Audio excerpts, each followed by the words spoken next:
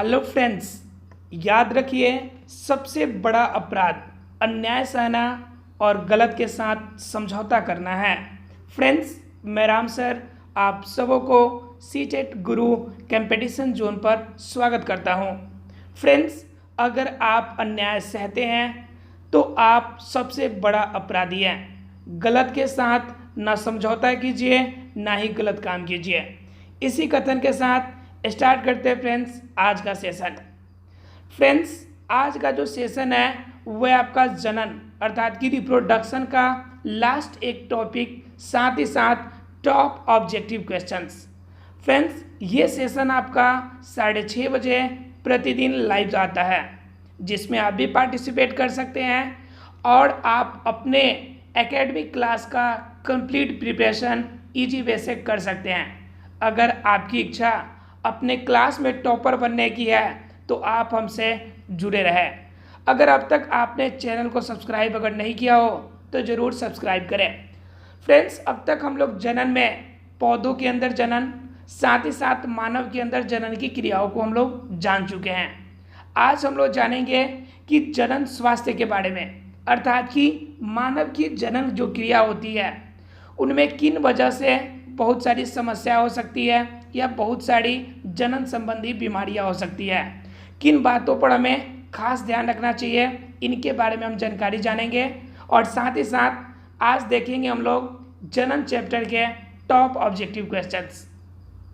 Start करते हैं friends आज का सेशन जनन। फ्रेंड्स, पहले हम लोग जनन स्वास्थ्य के बारे में आज जानेंगे। उनसे पहले एक टॉपिक और है जो कि जानना मस्ट इम्पोर्टेंट है।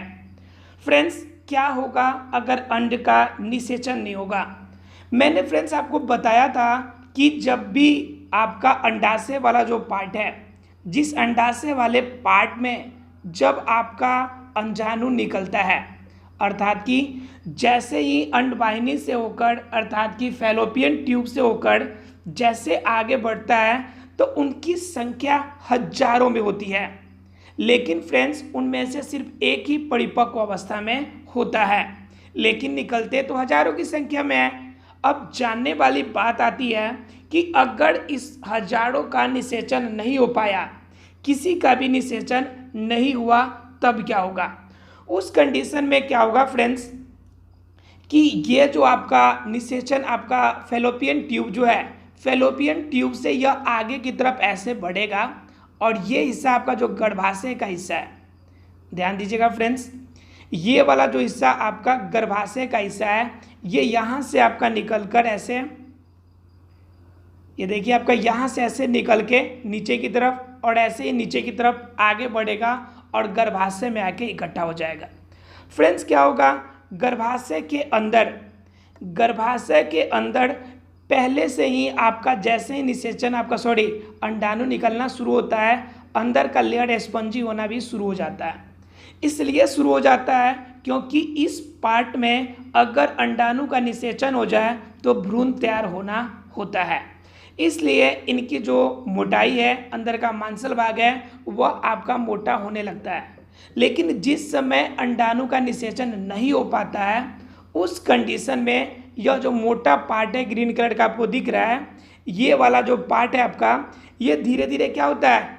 टूटने लगता है और टूट कर क्या होता है? यह अंतःभित्ति जो है आपका शरीर से बाहर निकलने लगता है। और यह टूट कर शरीर से बाहर निकलने की जो क्रिया है, इसे हम लोग रजोधर्म या ऋतुस्राव के नाम से हम लोग जानते हैं। फ्रेंड्स, यह क्रिया प्रत्येक 28 दिन के बाद होती है। यह क्रिया फ्रेंड्स 28 दिन की बाद होती है, क्योंकि मैंने बताया था कि प्रत्येक मंथ में एक आपका क्या होता है? एक परिपक्व अवस्था में अंडाणु निकलते हैं एवं हजारों की संख्या में अपरिपक्व अंडाणु निकलते हैं। तो इसलिए हम कह सकते हैं कि जो 28 दिन है, 28 दिन के बाद यह क्रिया दोहराई जाती है।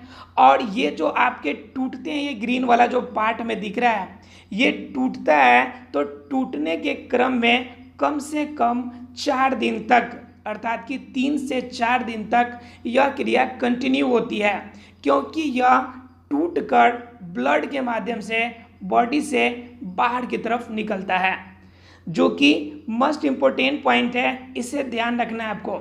इस कंडीशन अर्थात कि 3 से 4 दिन के बाद, अर्थात कि 3 से 4 दिन के बाद का जो समय होता है, उसके बाद फिर से नए अंडाणु बनने शुरू होते हैं। अगर उस कंडीशन में अगर किसी भी तरह से मैथुन संपर्क हो तो निषेचन होने का ज़्यादा चांसेस होता है, अर्थात कि उस कंडीशन में बच्चे का गर्भधारण हो सकता है। इसलिए इन चीज़ों को आप ध्यान रख सकते हैं फ्रेंड्स। अर्थात कि अंडाणु निषेचन नहीं होगा तो वह ब्लड के माध्यम से टूटकर शरीर से बाहर निकलेगा, और इसी क्रिया को हम लोग क्या कहेंगे, रजोधर्म, ठीक है, या फिर उसे ऋतुस्राव भी कह सकते हैं। बताओ फ्रेंड्स, क्लियर हुआ कि नहीं? इसमें क्या क्या निकलता है आपका, तो इसमें निकलता है रुधिर अर्थात कि रक्त और म्यूकस, यह दोनों आपके इस फॉर्म में योनि से शरीर से बाहर निकलते हैं। बताओ फ्रेंड्स, क्लियर हुआ कि नहीं? ऋतुस्राव या रजोधर्म क्लियर है सबको? यह क्रिया प्रत्येक 28 दिन पे दोहराई जाएगी, क्योंकि 28 दिन का मतलब 1 मंथ माना जाता है, और यह 28 दिन पर यह क्रिया दोहराई जाती है, क्योंकि 28 दिन के बाद फिर नए अंडाणु रिलीज होना शुरू हो जाता है। ठीक है फ्रेंड्स, क्लियर है सबको? सबको क्लियर है? ध्यान रखिएगा फ्रेंड्स, जो सबसे आपका परिपक्व अवस्था जो होता है, वह परिपक्व अवस्था होता है 18 का एज। 18 वर्ष का जो एज होता है, उस समय जनन स्वास्थ्य के दृष्टि से सबसे परफेक्ट टाइमिंग होता है। हालांकि ये क्रिया जो होती है रजोधर्म की, वह तो 13 प्लस से ही स्टार्ट हो जाती है, लेकिन क्या होता है, परफेक्ट जो टाइमिंग होता है वह आपका 18 ईयर यानी कि आफ्टर 18 ईयर माना जाता है। उससे पहले लड़कियों का शरीर एवं लड़कों का शरीर इतना ज़्यादा परफेक्ट नहीं होता है कि उनके अंदर सामान्य रूप से जनन क्रिया सक्षम हो सके, इसलिए इन चीज़ों का आप ध्यान रख सकते हैं। ठीक है फ्रेंड्स, चलिए देखते हैं हम लोग अब इस टॉपिक का लास्ट टॉपिक इस चैप्टर का, जनन स्वास्थ्य। जनन स्वास्थ्य का मतलब रिप्रोडक्शन करते समय जिन हेल्थ का हम ध्यान नहीं देते हैं, उस कंडीशन को हम क्या कहते हैं जी? जनन स्वास्थ्य। जनन स्वास्थ्य जिस समय माँ के पेट में गर्भधारण होता है, वह कंडीशन एक माँ के लिए मस्तिष्क जो होता है उनका जो होता है अलग कंडीशन में होता है। उस समय जो माता का जो सोच होती है, जो उनकी मानसिक स्थिति होती है, वह अलग रूप में होती है, जिसमें उन्हें सहयोग की काफ़ी अधिक आवश्यकता पड़ती है। अर्थात कि संतान उत्पत्ति की उस अवस्था में, अर्थात कि एक माता के लिए एक बच्चे की गर्भधारण करने की जो स्थिति है, वह कंडीशन सबसे टफ कंडीशन मानी जाती है। फ्रेंड्स, इसमें हमें कुछ बातों का ध्यान रखना पड़ता है जो कि मस्ट इम्पोर्टेंट होता है। उन बातों में क्या है कि माता का प्रॉपर वे से ध्यान रखना, कभी भी उनको ज़्यादा वेटेज नहीं उठाना, अर्थात कि ज़्यादा वेट का वजन नहीं उठाना है आपको। उसके बाद क्या करना है फ्रेंड्स, उसके बाद ध्यान रखना है कि कभी भी उनके बॉडी के अंदर जो स्पीड है, रनिंग स्पीड है, वह ज़्यादा फास्ट नहीं चलना है, ज़्यादा वजन नहीं उठाना है, ज़्यादा तेज़ भाग दौड़ नहीं करना है। इस तरह से कुछ प्रिकॉशन है जिससे अपनाना ज़्यादा ज़रूरी होता है। लेकिन यहाँ पर एक और बात आती है कि ज़्यादा अगर रेस्ट दिया जाए तो उस कंडीशन में भी माता का और बच्चा का दोनों को प्रॉब्लम हो सकता है। इसलिए सामान्य रूप से सामान्य क्रियाकलाप करना इसके लिए अनिवार्य है। ठीक है फ्रेंड्स, अब एक कंडीशन ये भी होती है कि मान लीजिए कि बच्चा अगर 1 साल का हो और उसके अंदर में ही गर्भधारण की क्रिया, अगर आशंका लगे कि गर्भधारण उसके बीच में भी हो सकता है, उस कंडीशन में आप क्या कर सकते हैं, उस कंडीशन में आप गर्भधारण को रोक सकते हैं। ठीक है फ्रेंड्स, तो गर्भधारण को रोकने के लिए विभिन्न प्रकार के उपाय किए जाते हैं। ठीक है फ्रेंड्स, तो उन उपायों में कौन कौन आपके प्रमुख हैं उनके बारे में आप जान लीजिए। अर्थात कि यौन क्रिया के लिए, अर्थात कि लैंगिक जनन की क्रिया में आप किन चीज़ों से आप बच सकते हैं, उनके लिए आपको क्या करना है कि अगर यौन क्रिया को रोकना है, अर्थात कि गर्भधारण से वो बचाना है, तो उस कंडीशन में हम एक काम कर सकते हैं कि सपोज दैट ये हमारा गर्भाशय है और ये वाला हिस्सा हमारा फैलोपियन ट्यूब है। एक मिनट,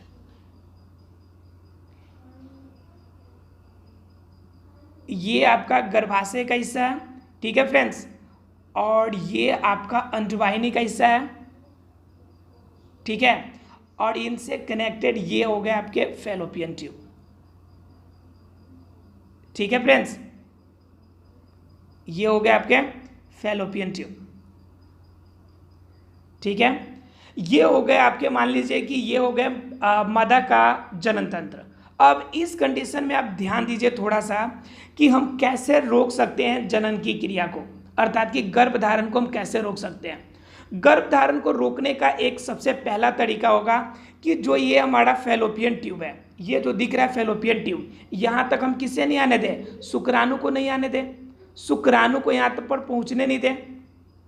पहला कंडीशन, शुक्राणु कैसे नहीं पहुँचेगा, अर्थात कि हम फैलोपियन ट्यूब की अगर नली काट दें, फैलोपियन ट्यूब की अगर नली किसी भी रूप में यहाँ से बीच से काट दें, तो उस कंडीशन में क्या हो सकता है, शुक्राणु वहाँ नहीं पहुँच सकता है।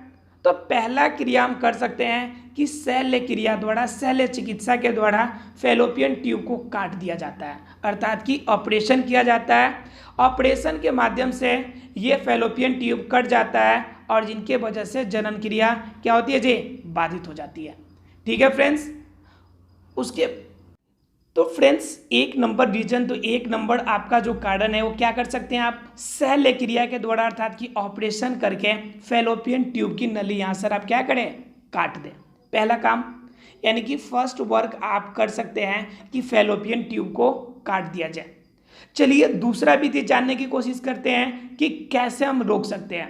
तो दूसरा क्या है कि ये शुक्राणु जिस नली से, जिस जननांग से मादा शरीर के अंदर प्रवेश करता है, तो हम क्या करें कि इसके ऊपर शुक्राणु का जो रिलीज होता है, हम इसे अगर किसी भी आपके रबड़ या किसी भी ढक्कन से अगर इसे कवर्ड कर दें, तो क्या होगा कि शुक्राणु रिलीज यहाँ से नहीं होगा। उस कंडीशन में क्या होगा कि उस कंडीशन में भी जनन की क्रिया रुक सकती है, अर्थात कि कंडोम या फिर माता के गर्भ में, अर्थात कि माता के जो योनि है उसके ऊपर एक वाल्व का कवर लगा दे, जिसके वजह से अंदर क्या हो सके, अंदर शुक्राणु प्रवेश न कर सके, तो भी हमें क्या हो सकती है, जनन की क्रिया को हम रोक सकते हैं, ठीक है फ्रेंड्स। तो दूसरा रीजन क्या हो गया हमारा कि हम क्या कर सकते हैं, दूसरे कारण में हम कंडोम या वाल्व का यूज करके हम क्या कर सकते हैं, जनन की क्रिया को रोक सकते हैं।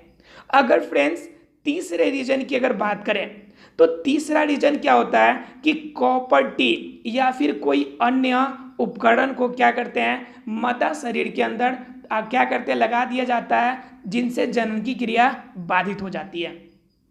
देखिए वो कैसे काम करता है, वो क्या करता है कि फैलोपियन ट्यूब के पास यहाँ पे क्या करता है, इसको ये कवर करने के लिए एक आपका प्लेट की तरह संरचना लगा दी जाती है। बताओ प्लेट की तरह संरचना लगा दी जाएगी तो यहाँ से आपका जो अंडाशय वाले पार्ट से जो अंडाणु निकलेगा, यहाँ से भी निकलेगा, तो ये अंदर तक तो आ नहीं पाएगा पूरे फैलोपियन ट्यूब में, जिसके वजह से ये शुक्राणु यहाँ से अगर जाए भी तो आपका क्या होगा, उनसे मिलन नहीं हो पाएगा। उस कंडीशन में भी जनन की क्रिया बाधित हो सकती है, अर्थात कि कॉपर टी या फिर अन्य तरह की आपकी क्या कर सकते हैं आप, अन्य तरह की आपके वाल्व जो होते हैं शरीर के अंदर ऑपरेशन करके लगाया जाता है, जिनके माध्यम से भी हम जनन की क्रिया को रोक सकते हैं। अगर फ्रेंड्स चौथे रीजन की बात की जाए, तो चौथा एक और तरीका है जिनसे हम जनन क्रिया को रोक सकते हैं। तो जनन क्रिया को रोकने के लिए चौथा जो ऑप्शन है, वह चौथा ऑप्शन ये है कि कुछ गोली है, कुछ दवाएं होती हैं, जिन दवा का यूज करने से अंडाणु जो होता है वह मादा शरीर में रिलीज होना ही बंद हो जाता है, तो जिनके वजह से शुक्राणु से मिलने का चांसेस जो होता है वह खत्म हो जाता है। तो इस तरह से ये 4 मेथड आपके इम्पोर्टेंट है, जिनके माध्यम से हम जनन क्रिया को रोक सकते हैं। जनन क्रिया को रोकने के पीछे हमारा रीजन भी होता है कि मान लीजिए कि बच्चा 1 साल का अभी नहीं हुआ है, उस कंडीशन में अगर माता का गर्भधारण होता है तो जितनी एनर्जी उन्हें चाहिए होती है एक बच्चे को जन्म देने के लिए, उतनी बॉडी डेवलप नहीं हो पाती है। तो बच्चा जो उसके बाद वाला जन्म लेगा वह कमजोर हो सकता है, किसी भी शरीर में विकृति हो सकती है। तो इन सभी चीज़ों को अगर बनाए रखना है तो उन्हें क्या करना पड़ेगा, उनके अंदर जनन के बीच में कम से कम 2 या 3 साल का गैप जरूरी होता है। इसलिए हमें क्या करना है कि जनन क्रिया को एक क्रमिक रूप से रोक कर हमें क्या करना है, आगे की तरफ बढ़ना है। तो इन सभी चीज़ों के लिए हमें क्या करना पड़ता है, इसलिए हमें जनन की क्रिया को रोकना पड़ता है। तो जनन की क्रिया को रोकने के हम आपको 4 मेथड बताएं। इसके अलावा जनन क्रिया रोकने से एक और बहुत बड़ा बेनिफिट होता है कि अगर HIV एड्स का जो खतरा है वो भी बच जाता है। HIV एड्स का खतरा कैसे बचेगा, मान लीजिए कि शुक्राणु के माध्यम से अगर शरीर के अंदर क्या प्रवेश करना हो, आपका अगर HIV का आपका वायरस जो HIV वह प्रवेश करना हो, तो शुक्राणु जब हमारे शरीर में अर्थात मादा शरीर में प्रवेश नहीं करेगा तो बताओ क्या एड्स मादा शरीर में जा सकता है क्या? बिल्कुल भी नहीं जाएगा। अगर मादा HIV पॉजिटिव है तो जब उनके अंडाणु शुक्राणु से नहीं मिलेंगे तो बताओ क्या उनके अंदर HIV एड्स का कोई खतरा होगा क्या? बिल्कुल भी नहीं होगा, क्योंकि यौन संपर्क होने की वजह से HIV जो वायरस है वह एक शरीर से दूसरे शरीर में प्रवेश करता है। जब हम दोनों ने संपर्क करने के सभी साधन बंद कर दिए हैं तो क्या होगा कि यहाँ पर ना संपर्क होगी और ना ही एड्स जैसे खतरनाक बीमारी की बुलावा होगा। ठीक है फ्रेंड्स, तो ये 4 ऐसे इंपॉर्टेंट पॉइंट है जो कि आपके एग्जाम में क्वेश्चन पूछे जाते हैं, अर्थात कि लैंगिक जनन की क्रिया को रोकने के कौन कौन से ऑप्शन है। तो पहला नंबर ऑप्शन मैंने क्या बताया, ध्यान दीजिएगा फ्रेंड्स, एक बार मैं रिवाइज करा दे रहा हूँ, इसलिए इस बार समझने की पूरी कोशिश कीजिएगा, अगर डाउट है तो क्लियर हो जाएगा। पहला नंबर चीज, आप ऑपरेशन कर दीजिए। ऑपरेशन करके क्या कीजिए, फैलोपियन ट्यूब को काट दीजिए। ऑपरेशन करके क्या कीजिए फ्रेंड्स, फैलोपियन ट्यूब को काट दीजिए। तो आपका क्या होगा, फैलोपियन ट्यूब कट जाएगा तो शुक्राणु अंडाणु से नहीं मिल पाएगा, जिनके वजह से जनन की क्रिया नहीं होगी। दूसरा कारण हमने बताया कि दूसरा रीजन आप क्या कर सकते हैं, कंडोम या वाल्व का यूज कर सकते हैं। तो कंडोम का यूज अगर जेंट्स करते हैं अर्थात कि मेल करता है, उस कंडीशन में शुक्राणु मेल से फीमेल के बॉडी में नहीं जा पाता है, जिनके वजह से भी जनन क्रिया रुक जाती है। तीसरा मैंने बताया कि कॉपर टी एवं अन्य उपकरण जो होते हैं मादा शरीर में ऑपरेशन के माध्यम से ट्रांसप्लांट किया जाता है, अर्थात लगा दिया जाता है, जिनके वजह से फैलोपियन ट्यूब में शुक्राणु और अंडाणु इन दोनों का मिलन नहीं हो पाता है, जिनके वजह से जनन की क्रिया बाधित हो जाती है, अर्थात कि गर्भधारण नहीं हो पाता है। चौथा रीजन फ्रेंड्स, चौथा रीजन आपका जो है वह सबसे मोस्ट इम्पोर्टेंट है। उस कंडीशन में क्या करते हैं कि सिर्फ गोली होती है, दवा होती है, जिन दवा का उपयोग करने से अंडो उत्सर्ग अर्थात कि अंड निकलने की, अंडाणु उत्पन्न होने की जो क्रिया है वह क्या हो जाती है, रुक जाती है, जिनके वजह से शुक्राणु का अंडाणु से मिलने की जो चांसेस होते हैं वह खत्म हो जाते हैं। फ्रेंड्स, मुझे आशा है कि सबको क्लियर हो गया होगा। अगर किसी को डाउट है तो पूछ लीजिए आप, या फिर अगर डाउट हो तो आप हमें कमेंट्स बॉक्स में भी शेयर कर सकते हैं। क्लियर है फ्रेंड्स, सबको क्लियर है? किसी को डाउट है तो बोल सकते हैं आप। क्लियर है सबको? यानी 4 हमने बताया, एक तो ऑपरेशन के थ्रू से, दूसरा कॉपर टी का यूज करके, तीसरा आप कंडोम या वाल्व का यूज करके, और चौथा जो था आपका क्या था, वो था आप दवा खा के यानी कि गोली खा के, जिससे आपका क्या होगा, अंडोत्सर्ग की क्रिया बाधित हो जाएगी। क्लियर है फ्रेंड्स सबको? किसी को डाउट नहीं है? चलिए देख लीजिए कुछ क्वेश्चंस को, इनसे रिलेटेड कुछ क्वेश्चंस के बारे में हम आपको बता देते हैं। चलिए कुछ क्वेश्चंस आपके यहाँ पे पूछे जा रहे हैं, इनको हम जान लेते हैं। जो हमने पढ़ा है पॉइंट उनसे रिलेटेड क्वेश्चन है, देख लेते हैं। 5 मिनट में इसे कवर कर लेंगे हम लोग। परागन क्रिया निषेचन से किस प्रकार भिन्न है?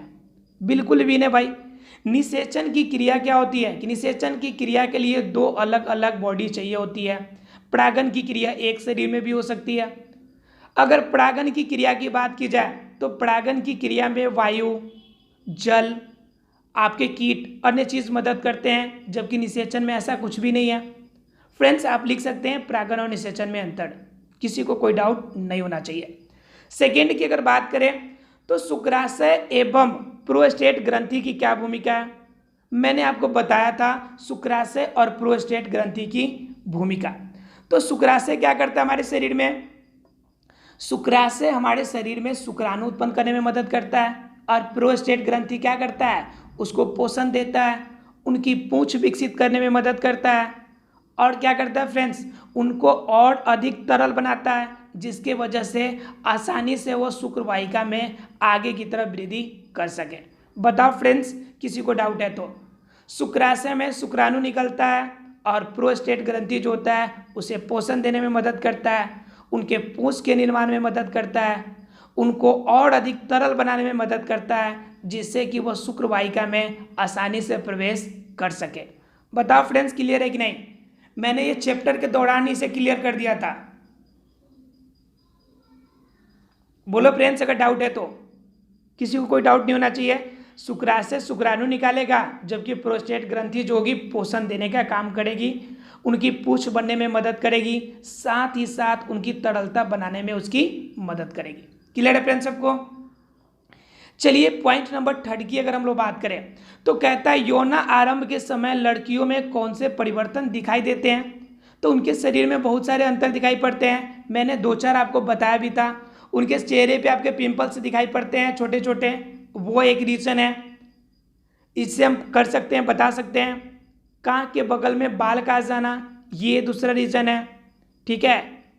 उनके बॉडी में अर्थात कि स्तन के आकार का वृद्धि होना, यह भी लड़कियों में एक यौना आरंभ के लक्षण है। उसके बाद मैंने बताया था रजोधर्म अर्थात कि ऋतुस्राव का, प्रत्येक 1 मंथ पे ऋतुस्राव का आना, ये सभी कुछ आपके क्या है? लक्षण है, जिनसे हम लड़कियों का यौन आरंभ का पता लगा सकते हैं।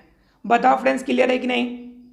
मैंने आपको समझाया था, अगर आपने नहीं देखा है पिछला वीडियो, पिछला पार्ट, तो आप पिछला पार्ट जाके देख लीजिए, आपको कंप्लीटली क्लियर हो जाएगा। क्वेश्चन नंबर 4 की बात करें हम लोग, तो क्वेश्चन नंबर 4 हमारा कहता है माँ के शरीर में गर्भस्थ भ्रूण को पोषण किस प्रकार प्राप्त होता है? मैंने बताया था फ्रेंड्स कि जब आपका भ्रूण का धारण हो जाएगा, ध्यान दीजिएगा फ्रेंड्स, मैं एक बार फिर से फोटो के थ्रू से समझाने की कोशिश करता हूँ। देखिए फ्रेंड्स, ये आपका हो गया फैलोपियन ट्यूब, और ये हो गई आपका क्या, ये वाला पार्ट जो हो गया आपका, वो हो गया आपका गर्भाशय का हिस्सा। और गर्भाशय के हिस्सा के सबसे आंतरिक भाग जो होगा आपका प्लासेंटा का लेयर होगा। मैंने बताया था कि इसी में क्या होगा, इसी पार्ट में आपका गर्भ का धारण होगा, अर्थात कि ये छोटा सा आपका लाल बच्चा, ये यहाँ पे आपका गर्भ धारण हो रहा है, ठीक है फ्रेंड्स। ये गर्भ धारण हुआ, अब क्या कह रहा है कि इससे पोषण कहाँ से मिलेगी? तो इस वाले पार्ट पे ध्यान से देखिएगा फ्रेंड्स, ये जो आपका प्लासेंटा का पार्ट है, ये पार्ट आपका जो प्लासेंटा का पार्ट है, प्लासेंटा का पार्ट है फ्रेंड्स, ये प्लासेंटा का पार्ट क्या करता है कि प्लासेंटा का पार्ट ही पिछले क्लास में मैंने देखा था, लास्ट में किसी स्टूडेंट का आया था कि प्लासेंटा टॉपिक नहीं समझ में आया। प्लासेंटा ध्यान दीजिएगा, जिस स्टूडेंट को पीछे डाउट था उसके लिए मैं स्पेशली बता रहा हूँ अभी। देखिए प्लासेंटा क्या होता है, गर्भाशय का इंटरनल लेयर होता है फ्रेंड्स। प्लासेंटा क्या करता है कि इनसे जुड़ी हुई पतली पतली रुधिर वाहिनी होती है, ध्यान दीजिएगा कैसे रुधिर वाहिनी होगी इनसे कनेक्टेड, ये देखिए इनसे कनेक्टेड क्या होती है कि रुधिर वाहिनी होती है, ठीक है। अब ये रुधिर वाहिनी अर्थात कि जो रक्त की आपकी जो नलिका है, यह क्या करती है, इस बच्चे से जुड़ी हुई होती है, इन बच्चे के शरीर से जुड़ी हुई होती है। उस कंडीशन में क्या होगा कि बच्चे को जो ग्लूकोज चाहिए, बच्चे को जो ऑक्सीजन चाहिए, वह किसके थ्रू से मिलेगा? इस प्लासेंटा और रुधिर वाहिनी की सहायता से बच्चे को सभी प्रकार के पोषण प्राप्त होंगे। बताओ फ्रेंड्स, क्लियर हुआ कि नहीं? गर्भाशय के अंदर सभी प्रकार की पोषण सामग्री, वो ग्लूकोज हो, ऑक्सीजन हो, या जितने भी इंपॉर्टेंट मटेरियल है, वह सभी प्लासेंटा के थ्रू से रुधिर वाहिनी की सहायता से उन्हें क्या होगी जी, प्राप्त होंगे। क्लियर है फ्रेंड्स सबको? प्लासेंटा जिसको डाउट था क्लियर हो गया। प्लासेंटा गर्भाशय का इंटरनल लेयर है जो कि भ्रूण को तैयार करने में उसकी मदद करता है, साथ ही साथ उस भ्रूण को पोषण देने में भी मदद करता है। बताओ फ्रेंड्स, क्लियर हुआ कि नहीं सबको? क्लियर है क्वेश्चन नंबर 4? चलिए देखिए, क्लियर है तो देखते हैं 5 नंबर यानी कि लास्ट इसका। यदि कोई महिला कॉपर टी का प्रयोग कर रही है, मैंने अभी बताया था कॉपर टी के बारे में फ्रेंड्स, अगर देखे हो ध्यान से तो याद होगा आपको, अभी बताया था कि अगर कोई महिला कॉपर टी का यूज करती है तो क्या उसकी यौन संचारित रोग से रक्षा करेगी? बिल्कुल करेगी भाई। मैंने बताया आपको कि एक फैलोपियन ट्यूब का हिस्सा है, ये गर्भाशय का हिस्सा है, और यहाँ पर हमने क्या किया, इसे कवर्ड कर दिया कॉपर टी से। हमने कॉपर टी लगा के वहाँ पे ट्रांसप्लांट कर दिया कॉपर टी को, तो बाहर से शुक्राणु नहीं आ पाएगा और ना ही अंदर से अंडाणु जा पाएगा। उस कंडीशन में शुक्राणु यहीं पे रह गया और अंडाणु यहीं पे रह गया। उस कंडीशन में शुक्राणु और अंडाणु नहीं मिल पाएंगे।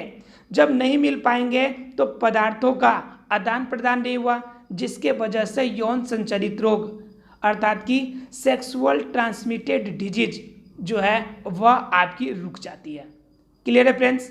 कॉपर टी का यूज करने से अंडाणु शुक्राणु नहीं मिल पाते हैं, जिनके वजह से यौन संचारित रोगों से उनकी क्या होती है, रक्षा होती है। यौन संचारित रोग को शॉर्ट में हम लोग एसटीडी के नाम से जानते हैं।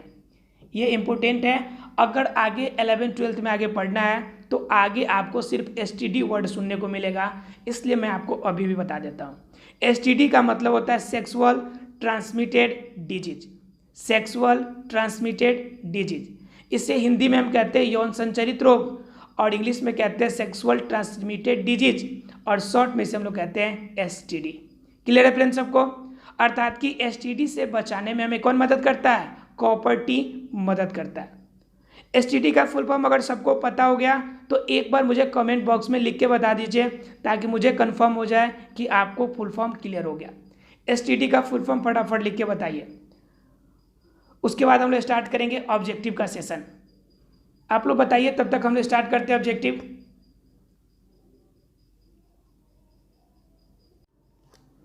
फ्रेंड्स स्टार्ट करते हैं खंडन द्वारा जनन, अर्थात कि ऑब्जेक्टिव क्वेश्चन देखते हैं हम लोग। स्टार्ट करते हैं फ्रेंड्स कि कैसे हम लोग ऑब्जेक्टिव क्वेश्चन को देख सकते हैं, कौन कौन से ऑब्जेक्टिव इंपॉर्टेंट क्वेश्चन है। इजी क्वेश्चन है, आपने चैप्टर अगर ध्यान से पढ़ा होगा तो कोई भी क्वेश्चंस को बताना आपके लिए प्रॉब्लम नहीं होगी। इसके बावजूद भी अगर कोई प्रॉब्लम होगी तो मैं आपको एक्सप्लेन करके उसे समझाने की अपनी पूरी कोशिश करूँगा। ठीक है फ्रेंड्स, इसलिए जो भी प्रॉब्लम हो आप हमारे साथ बने रहिए, आप कमेंट्स करते रहिए, जो भी समस्या होगी मैं ज़रूर सॉल्व करने की कोशिश करूँगा। फ्रेंड्स इसका फर्स्ट क्वेश्चन जो है, खंडन द्वारा जनन होता है। आपको बताना है किसमें खंडन विधि से जनन की क्रिया होती है। जल्दी बताइए फ्रेंड्स, खंडन के द्वारा जनन इनमें किसमें होता है? आपके पास सिर्फ 15 सेकेंड का टाइम है, इसलिए थोड़ा फास्ट कीजिएगा। 10 से 15 सेकेंड से ज़्यादा टाइम हम नहीं दे पाएंगे आपको।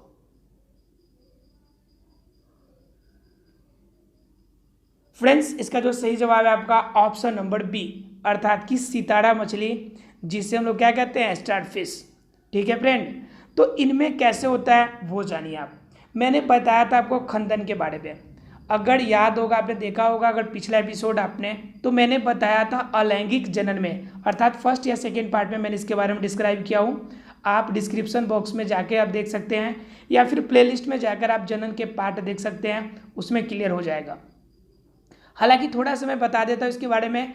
खंडन एक प्रकार का अलैंगिक जनन की क्रिया है। इसमें 2 प्रकार की होती है। एक हमने बताया था आपको द्विखंडन, एक बताया था फ्रेंड्स मैंने आपको द्विखंडन, और दूसरा हमने बताया था आपको क्या, बहुखंडन। क्या बताया था फ्रेंड्स? बहुखंडन।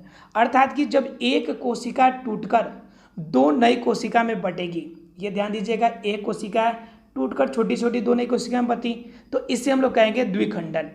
लेकिन जब वही क्रिया होगी, एक बड़ी कोशिका टूटेगी और बहुत सारी छोटी छोटी कोशिका बनाएगी, अर्थात कि 2 से अधिक बनाएगी, उस कंडीशन को हम क्या कहेंगे, बहुखंडन। और सितारा मछली के अंदर भी यह बहुखंडन की क्रिया होती है। बताओ फ्रेंड्स, क्लियर हुआ कि नहीं सबको? क्लियर है सबको? खंडन एक अलैंगिक प्रजनन है जो कि दो प्रकार की होती है। जब एक कोशिका से टूटकर दो नई कोशिका बने तो उसे द्विखंडन, जब एक से टूटकर बहुत अधिक बने तब उसे हम लोग बहुखंडन के नाम से जानते हैं। क्लियर है फ्रेंड्स सबको? किसी को डाउट? चलिए वेरी गुड, सबको क्लियर हो गया होगा। देखते हैं सेकेंड ऑब्जेक्टिव क्वेश्चन। सेकेंड हमारा क्या कहता है वो देखिए, कहता है हमारा कायिक प्रवर्ध संभव है, अर्थात कि कायिक प्रवर्धन किसके द्वारा संभव होता है। फटाफट कीजिएगा, इस क्वेश्चन के लिए सिर्फ 10 सेकेंड ही काफी है, जल्दी कीजिए थोड़ा सा। और अगर अब तक आपने लाइक नहीं किया हो तो रिक्वेस्ट है कम से कम लाइक तो कर दिया करो। एक और चीज़ है कि एक स्टूडेंट प्रत्येक क्लास में अनलाइक करता है, इसका मतलब है हो सकता है कि उसको मेरी क्लास समझ में नहीं आ रही हो या लग रहा हो कि हम में कुछ कमी हो। अनलाइक करने के लिए कोई बात नहीं बाबू, आप अनलाइक कर सकते हैं, लेकिन एक बार हमें हमारी गलती का एहसास दिला देंगे कि अगर कोई पॉइंट समझ आ नहीं पा रहे हम तो हम कोशिश करेंगे कि अगले बार से आपके अकॉर्डिंग अगला वीडियोस अवेलेबल हो। इसलिए मैं अपने अंदर अपने आप को परफेक्ट नहीं मानता, अपने अंदर सुधार करना चाहता हूँ, इसलिए अनलाइक करें कोई प्रॉब्लम नहीं है, लेकिन आप मुझे ज़रूर सजेस्ट करें कि हमारे वीडियोस में कमी क्या है। ठीक है फ्रेंड्स, अगर वीडियो पसंद है तो लाइक भी कर कीजिए। चलिए फ्रेंड्स, इसका जो सही आंसर है उसको जानते हैं। इसका सही answer friends option number D, उपयुक्त सभी द्वारा। तो फ्रेंड्स, अगर कायिक प्रवर्धन की बात की जाए तो कायिक प्रवर्धन क्या होता है? जड़ के द्वारा, तना के द्वारा और पत्ती के द्वारा। जड़ के द्वारा अगर कायिक प्रवर्धन की बात की जाए तो हमने बताया था कि कोई पौधा है, ठीक है फ्रेंड्स, इस पौधा के हम क्या करेंगे, डाली को अगर ऐसे झुका दें तो नीचे मिट्टी के अंदर दबने की वजह से यहाँ पे क्या हो जाएंगी, जड़ निकल जाएगी, और जड़ निकलने की वजह से यहाँ से आप क्या करें, पौधा को दूसरा आपका यहाँ से एक पौधा बना ले, इस पौधे को अलग लगा ले तो एक पौधा तैयार हो जाएगा। तो जड़ इनमें विकसित हो गई, इनके द्वारा हम कर सकते हैं। तना की अगर बात की जाए तो बहुत सारे ऐसे पौधे जिनको हम तना के द्वारा तना तोड़ कर ले जाते हैं और जिनसे हम नया पौधा प्राप्त कर सकते हैं। पत्ती के द्वारा में हमने बताया था आपको ब्रायोफाइलम के बारे में कि पत्ती के द्वारा भी कायिक प्रवर्धन होता है। तो उसमें हमने बताया था आपको कि ये आपका अगर आपका एक पौधा है और पौधे की पत्ती है स्पेशल, और यह पत्ती आपकी ब्रायोफाइलम की है, इसके अंदर क्या होता है कि जितने अधिक इनमें प्रपर्द निकले हुए होते हैं उतना यहाँ से एक नया पौधा, एक यहाँ से नया पौधा, एक यहाँ से, एक यहाँ से, इस तरह से नए पौधे तैयार होते हैं। अर्थात जितना प्रवर्ध निकला हुआ होगा उतना नया पौधा प्राप्त होगा। अर्थात कि फ्रेंड्स, हम जड़ द्वारा भी कायिक प्रवर्धन कर सकते हैं, तना के द्वारा भी और पत्तियां द्वारा भी। इसलिए फ्रेंड्स, हमारा जो सही आंसर होगा वो होगा आपका ऑप्शन नंबर डी। बताओ फ्रेंड्स, किसी को डाउट है, किसी को प्रॉब्लम है तो बताइए। और उस अनलाइक करने वाले फ्रेंड की सबसे बड़ी खासियत है कि वो मेरा रेगुलर स्टूडेंट है, अर्थात कि कंटिन्यू सारे सेशन में वो ज्वाइन होता है, अर्थात कि सारे वीडियोज को उसने देखा है, तब सारे वीडियोज में वो लाइक कर पाया है। उसके लिए मैं शुक्रगुजार हूँ। लेकिन मुझे ये भी जानना है कि क्या कमी रह रही है इसमें। हम कोशिश करेंगे अगले क्लासेस में और बेहतर वे से आपको समझाने की। फ्रेंड्स, इसका जो सही आंसर था ऑप्शन नंबर डी, किसी को डाउट नहीं है। चलिए देखते हैं question number third. Question number third जो कहता है फ्रेंड्स हमारा, तने पर अपस्थानिक कलियां पाई जाती है। तने पर अपस्थानिक कलियां पाई जाती है किन में? पुदीना में, आलू में, ब्रायोफाइलम में या सभी में?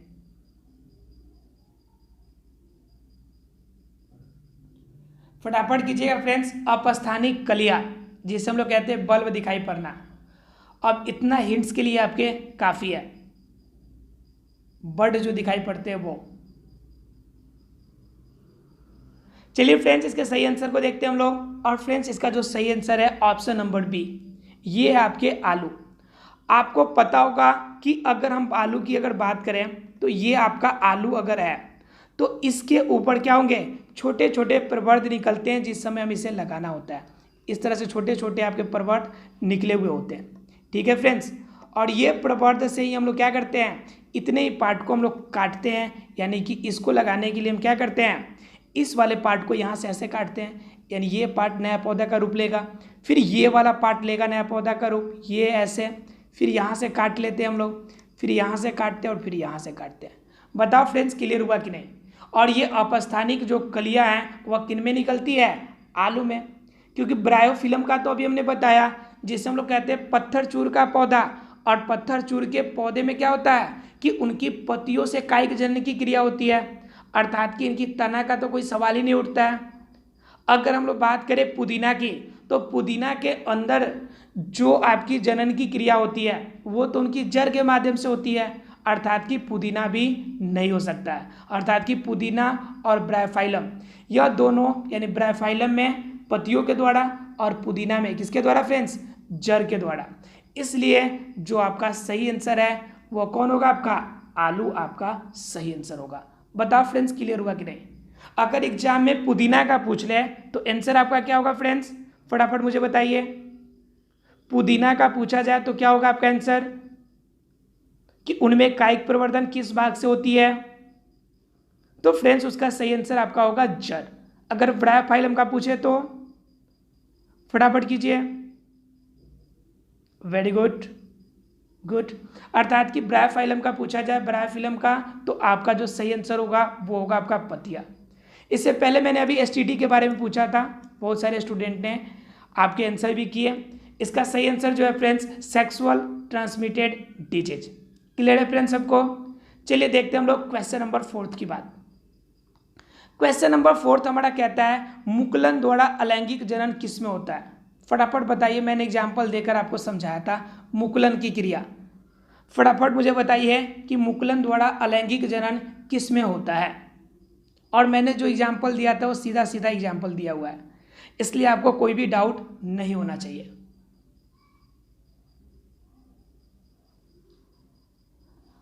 फटाफट बताइए फ्रेंड्स इसका सही आंसर क्या होगा। और फ्रेंड्स इसका जो सही आंसर है आपका वो है आपका ऑप्शन नंबर ए, हाइड्रा।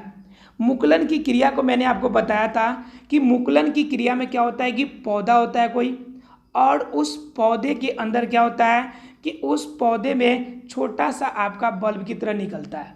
ठीक है फ्रेंड्स, अर्थात छोटा सा पार्ट विकसित होता है, और यह पार्ट विकसित होने के बाद कुछ दिनों के बाद यह पार्ट यहाँ से टूट जाता है और नया पौधे का रूप धरती पे गिरता है और नया पौधे का रूप ले लेता है। ठीक है फ्रेंड्स, यह जो पार्ट यहाँ पे प्रवर्ध जो निकला हुआ हमें दिखाई पड़ता है, जो प्रवर्ध हमें दिखाई दे रहा है, इस प्रवर्ध को हम लोग मुकुल के नाम से जानते हैं। और इस मुकुल की वजह से नया पौधा तैयार हो जाना, इस क्रिया को हम लोग मुकुलन के नाम से जानते हैं। अर्थात कि मुकुल से नया पौधा तैयार हुआ, इसलिए इसे हम लोग मुकुलन के नाम से जानते हैं। और फ्रेंड्स इसके एग्जाम्पल की अगर बात करें तो इसका एग्जाम्पल हमारा क्या है, हाइड्रा है। बताओ फ्रेंड्स क्लियर हुआ कि नहीं, क्लियर हुआ कि नहीं सबको, सबको क्लियर है कि हाइड्रा में अलैंगिक जनन जो होता है वह कौन सी विधि है, मुकुलन। क्लियर है फ्रेंड्स, एक मुकुलन विधि के द्वारा भी जनन होती है, ऐसा नहीं कि सिर्फ मुकुलन के द्वारा ही होती है, मुकुलन के द्वारा भी होती है या फिर अन्य विधि के द्वारा भी इनके अंदर जनन की क्रिया होती है। हम उनके टाइप पे भी क्वेश्चंस कुछ बनाए हैं, आप आगे देखकर क्लियर हो जाएगा। क्लियर है फ्रेंड्स सबको, यहाँ पे 4 नंबर अर्थात कि मुकुलन की क्रिया सबको क्लियर है। चलिए देखते हैं क्वेश्चन नंबर 5 को। क्वेश्चन नंबर 5 कहता है हमारा अलैंगिक जनन मुकुलन द्वारा किस में होता है। अर्थात कि मैंने अभी देखा, अभी हाइड्रा के बारे में हम लोग देखे, अब आपको बताना है कि हाइड्रा के अलावा और किस जीव में मुकुलन की क्रिया होती है। जल्दी कीजिएगा फ्रेंड्स। और फ्रेंड्स उसका जो सही जवाब है आपका वो है आपका ऑप्शन नंबर बी, अर्थात कि ईस्ट में। अर्थात कि ईस्ट के अंदर भी मुकुलन क्रिया के द्वारा ही क्या होती है, जनन की क्रिया होती है। देखते फ्रेंड्स क्वेश्चन नंबर 6 की। क्वेश्चन नंबर 6 की अर्थात बाकी की अगर बात की जाए तो ध्यान से देखिएगा ऑप्शन की, तो बाकी ऑप्शन में आप ऐसे ही क्लियर हो जाता है, आप ध्यान दिए होते तो। अमीबा में हमने बताया था आपको खंडन विधि द्वारा, प्लाज्मोडियम में खंडन विधि द्वारा, प्लाज्मोडियम में खंडन विधि के द्वारा, गुड, ठीक है। उसके बाद लेशमिनिया में भी आपके खंडन विधि के द्वारा, अर्थात कि ये सभी आपके खंडन विधि के अंतर्गत आ जाएंगे। अमीबा में स्पेसिफिक विखंडन होगा, प्लाज्मोडियम में बहुखंडन और लिस्मीनिया में भी बहुखंडन। अर्थात कि अगर एग्जाम में क्वेश्चन आए कि प्लाज्मोडियम में कैसे होता है तो आप लिख सकते हैं कि बहुखंडन द्वारा। अमीबा में आए तो आपका आंसर क्या होगा फ्रेंड्स, द्विखंडन। ध्यान रखिएगा, मैं सभी ऑप्शन को भी डील कर देता हूँ ताकि अगर कभी क्वेश्चन अगर घुमा के दे दे तो उस समय आपको कोई डाउट नहीं होना चाहिए। अमीबा में द्विखंडन द्वारा, प्लाज्मोडियम में किस विधि के द्वारा, प्लाज्मोडियम के अंदर जो होगा वह बहुखंडन के द्वारा होगा। ठीक है फ्रेंड्स, इसलिए आपका मुकुलन के लिए एक ही बचता है, आपका कौन सा ऑप्शन, ऑप्शन नंबर आपका सी एक ऑप्शन बचता है जो कि इसका सही जवाब है। देखते हैं फ्रेंड्स क्वेश्चन नंबर 6 को। क्वेश्चन नंबर 6 कहता है निम्न में से कौन मानव में मदा जनन तंत्र का भाग नहीं है। मैंने आपको बताया था मदा जनन तंत्र और साथ ही साथ बताया था नर जनन तंत्र। मैंने बताया था कि वो दोनों पार्ट को आप आसानी से याद रख सकते हैं, आप उसे सभी पार्ट को याद रखेंगे। और एक इम्पोर्टेंट बात कि आप लोगों को उन दोनों का फोटो बनाने के लिए आना चाहिए, क्योंकि 10th हो या 12th हो, दोनों क्लासेस में उन दोनों में से एक फोटोग्राफ आपके एग्जाम में जरूर आएगा, 100% आएगा, ये मान के चलिए आप। ठीक है फ्रेंड्स, चलिए फटाफट बताइए कि इसमें मदा जनन तंत्र का भाग कौन सा नहीं है।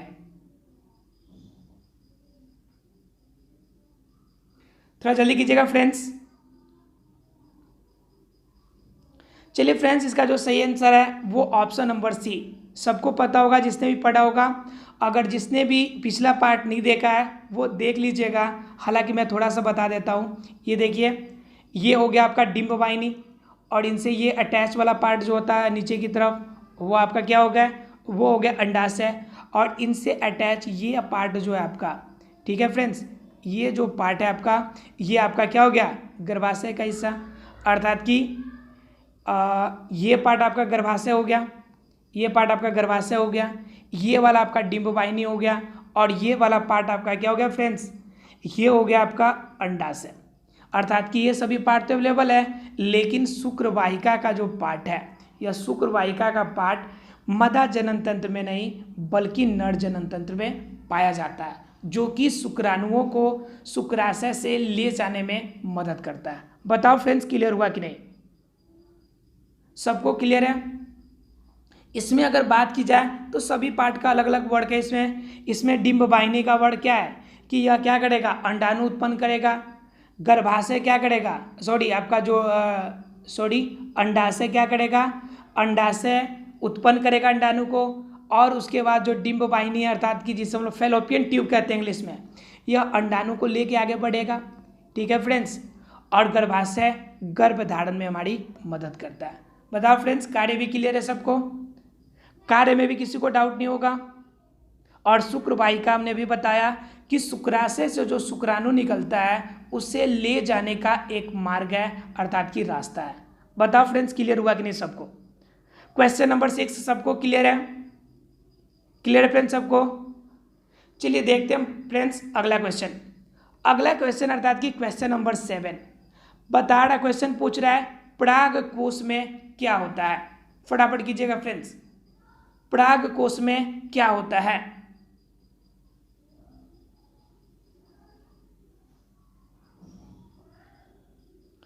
पराग कोश में क्या होता है फ्रेंड्स, इसका जो सही आंसर है वो है आपका परागकण।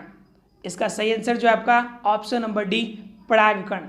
हमने बताया था कि आपको पौधों के अंदर नर जनन तंत्र और मदा जनन तंत्र दोनों पाया जाता है।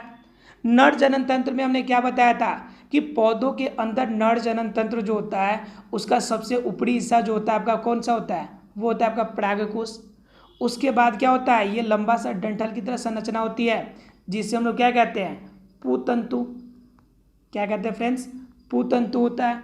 और इस परागकोश के ऊपर छोटे छोटे पार्टिकल की तरह संरचना होती है, छोटे छोटे पार्टिकल के रूप में ये संरचना पाई जाती है, जिसे हम लोग किस नाम से जानते हैं, जिससे हम लोग कहते हैं क्या, उससे हम लोग कहते हैं परागकण। ठीक है फ्रेंड्स, उसके बाद उसी तरह से हमने क्या बताया था आपको मदा जनन तंत्र पौधों के जो मदा जनन भाग है उसके बारे में बताया था। उसके बारे में हमने क्या बताया था कि उसका सबसे जो ऊपरी हिस्सा है, ठीक है, और उसके बाद जो उनके अंदर जो डंठल का हिस्सा है, ठीक है फ्रेंड्स, सबसे ऊपर वाला हिस्सा हमारा क्या कहलाता है, उसका सबसे ऊपरी पार्ट उसका कहलाता है वर्तिकाग्र। क्या कहलाता है फ्रेंड्स? वर्तिकाग्र, वर्तिकाग्र, ठीक है। उसका जो लंबा सा डंठल है उससे हम लोग कहते हैं वर्तिका, ठीक है फ्रेंड्स। और उसका सबसे निचला पार्ट जो सबसे नीचे स्थित होता है, उस पार्ट को हम लोग किस नाम से जानते हैं फ्रेंड्स? उस पार्ट को हम लोग जानते हैं अंडाशय के नाम से, ठीक है फ्रेंड्स, अंडाशय के नाम से। तो अब बताइए कि पराग कोश के ऊपर क्या मिलेगा हमको? पराग कोश के पास क्वेश्चन पूछ रहा है तो आंसर आपका क्या होगा? पराग कण होगा। बाकी की अगर बात करें तो बाह्य दल क्या होता है? बाह्य दल का मतलब जिस पे पुष्पासन होता है वहाँ पे ग्रीन कलर का छोटा छोटा पार्ट निकला होता है, उसे हम लोग बाह्य दल कहते हैं। अंडाशय किसका पार्ट है? अंडाशय आपके मदाजनन तंत्र का पार्ट है, ये वाला हिस्सा, ठीक है फ्रेंड्स। उसके बाद अंडप, अंडप कहाँ होता है? अंडाशय में अंडप निकलता है, इसलिए आपका जो सही आंसर है वो है आपका ऑप्शन नंबर डी। बताओ फ्रेंड्स, ये क्लियर हुआ कि नहीं? पुष्प का जनन तंत्र, इसके बारे में हमने फर्स्ट पार्ट या सेकेंड पार्ट में बताया था। उसका नाम है आपका पौधों में लैंगिक जनन। आप देख सकते हैं उसे, टॉपिक में आप जाकर देख सकते हैं। मैंने काफ़ी बेहतर वे से कोशिश किया एनिमेशन के थ्रू से सभी को पॉइंट को समझाने की। आप चाहे तो एक बार देख सकते हैं उसे। क्लियर है फ्रेंड्स सबको ये क्वेश्चन? अर्थात कि पौधों के अंदर दो तरह के आपके जनन तंत्र होते हैं। एक आपका क्या होता है? मदा वाला भाग और एक नर वाला भाग। मदा वाला भाग में परागकोश और पुतंतु, इन दोनों को, इन तीनों वाले पार्ट को हम लोग मिलाते हैं एक साथ और मिलाकर हम लोग इसे कहते हैं, क्या कहते हैं फ्रेंड्स? इसे कहते हैं पुंकेसर, ठीक है। और वर्तिकाग्र, वर्तिका और अंडाशय, ये पूरा मदा वाले भाग को एक साथ मिलाकर क्या कहते हैं फ्रेंड्स? स्त्री केसर। क्या कहते हैं? स्त्री केसर। क्लियर है friends?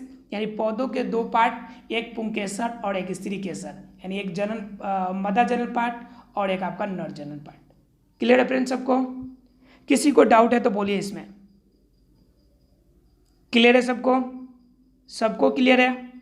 Very good. Question number, बात करते हैं क्वेश्चन नंबर 8 की। क्वेश्चन नंबर 8 क्या कहता है वो देखिए आप।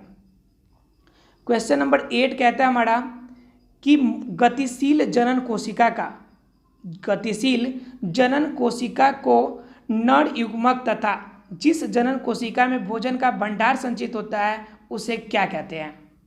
अर्थात कि जनन कोशिका का नर युग्मक तथा जिस जनन कोशिका में भोजन का भंडार होता है, संचित होता है, उसे किस नाम से जानते हैं? जल्दी बताइए फ्रेंड्स। ये आज के क्वेश्चन का, आज के सेट का मैं आखिरी क्वेश्चन रखूंगा, क्वेश्चन नंबर 8 को, क्योंकि जो क्वेश्चन बच जाएंगे उससे अगले पार्ट में करेंगे, क्योंकि टाइम पहले बहुत ज़्यादा हो चुका है। इसलिए मैं नहीं चाहता कि ज़्यादा लंबा आपकी क्लासेस हो, कम समय में ज़्यादा टॉपिक क्लियर हो, मैं वो चाहता हूँ। इसलिए जो क्वेश्चंस बच जाएंगे उससे हम लोग अगले सेशन में करेंगे। अगला सेशन कल के 6:30 बजे का होगा, आप उस सेशन को देखना नहीं भूलेंगे और इम्पोर्टेंट होगा, क्योंकि वो बाकी जो क्वेश्चन है 22 टॉप क्वेश्चन है फ्रेंड्स। चलिए फ्रेंड्स, इसके सही आंसर की बात करें तो आपका क्या होगा आंसर सही? मदा युग्मक, यानी कि गतिशील जनन कोशिका जो नर युग्मक है, ठीक है। और दूसरा पार्ट कौन सा होता है उसका? मदा पार्ट। मैंने बताया था कि नर जनन युग्मक और आपका मदा वाला पार्ट, अर्थात कि दो जनन कोशिका, एक नर और एक मदा, और इन दोनों के मिलने की वजह से क्या बनता है जी? तैयार होता है आपका युग्मनज, जिससे नया भ्रूण का निर्माण होता है। इसलिए जब यहाँ पे नर युग्मक एक अवेलेबल दिया हुआ है तो कह रहा है कि दूसरी जनन कोशिका की अगर बात की जाए तो दूसरी जनन कोशिका कौन होगी आपकी? मदा युग्मक। पूरा क्वेश्चन पढ़ने की आवश्यकता ही नहीं है। नर युग्मक की बात कर रहा है तथा उसके साथ में दूसरी जनन कोशिका की बात कर रहा है, तो आपका सही आंसर क्या हो जाएगा? आपका मदा युग्मक। बाकी का पार्ट कीजिए तो जननांग, तो जननांग की तो कोई बात ही नहीं हो रही है, इसमें तो युग्मक की बात हो रही है, इसलिए पहला ऑप्शन तो बिल्कुल गलत हो जाएगा। उभयलिंगी, एक लिंगी जीव की तो बात ही नहीं कर रहे हैं हम लोग, तो एक लिंगी उभयलिंगी का सवाल ही कहाँ उठता है इसमें। और पराग कण की अगर बात करें तो ये तो पौधों का पार्ट है, तो यह मानव शरीर के अंदर कैसे आ सकता है? इसलिए ऑप्शन नंबर सी और बी दोनों गलत है। इसलिए आपका जो सही आंसर है वो ऑप्शन नंबर डी है। बताओ फ्रेंड्स क्लियर हुआ कि नहीं? सबको क्लियर है पॉइंट? ऑप्शन नंबर डी अर्थात मदा युग्मक इसका सही आंसर है। चलिए फ्रेंड्स क्लियर हो गया तो ये पूरे आज के सेशन का आपका क्वेश्चन था। हम कल इसके आगे की पार्ट हम आपको चर्चा करेंगे। आपको अगर वीडियो पसंद आया हो तो ज़रूर लाइक कीजिए। Thank you very much friends.